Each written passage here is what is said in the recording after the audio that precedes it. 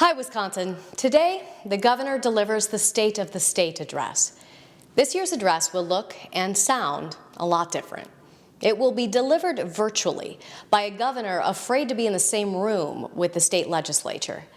That setting reflects a sad inability to get along between the different parts of our government, and a relationship ruined when the governor's staff betrayed the trust of legislative leaders.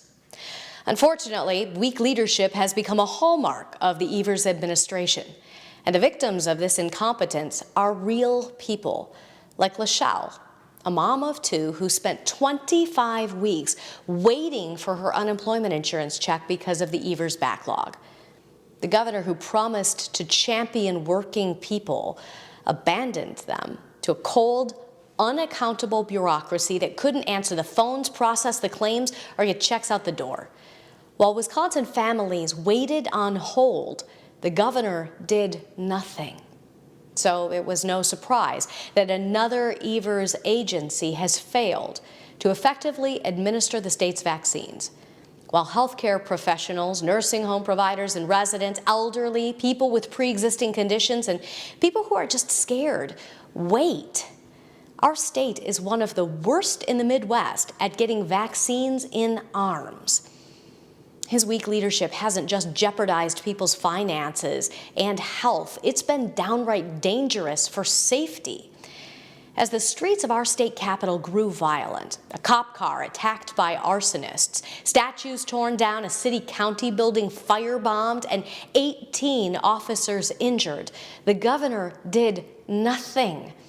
As shots rang out in the streets filled with fire in Kenosha, the governor refused requests from local officials to deploy the needed National Guard. While Tony Evers fretted about offending fanatics in his own party, small business owners like Kimberly, with a gift shop on Main Street, saw a lifetime of hard work ransacked. Kenosha burned. He fanned the flames with his rhetoric, and he did nothing. Conservatives are ready to step into the gap and lead with a positive, unifying agenda that renews the promise of Wisconsin. We reject the false choice between accepting everything around us as the new normal and a forced ignorance that pretends 2020 never happened. Instead, let's rise above these challenges by addressing them directly. First is education. For some, online school and homeschooling have become viable, fresh options. But there's a reason not everyone did those before 2020. Face-to-face education is the best for most, and we insist on getting the kids who want it back into their seats at school. Second is our economy. The time has long since come when we must shift our focus from safer at home to safe at work. And now we want our businesses to move from open to hiring, to see companies moving to Wisconsin again, and wages rising as demand for workers increases. The ugly side of small business reality is that while box stores provided a lifeline for groceries and repainting our rooms last year, the little guys, the artists, the restaurants, and tourism spots got their teeth kicked in. We have to bring back our entrepreneurial economy. Finally, we've been through a hard, divisive time.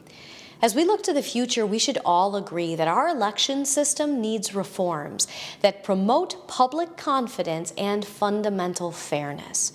Your access to voting should not be different because you live in a rural community. Your responsibility to show photo ID should not be different because you live in Dane County.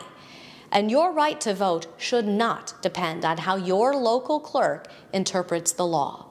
All of us deserve a system that makes it easy to vote and hard to cheat.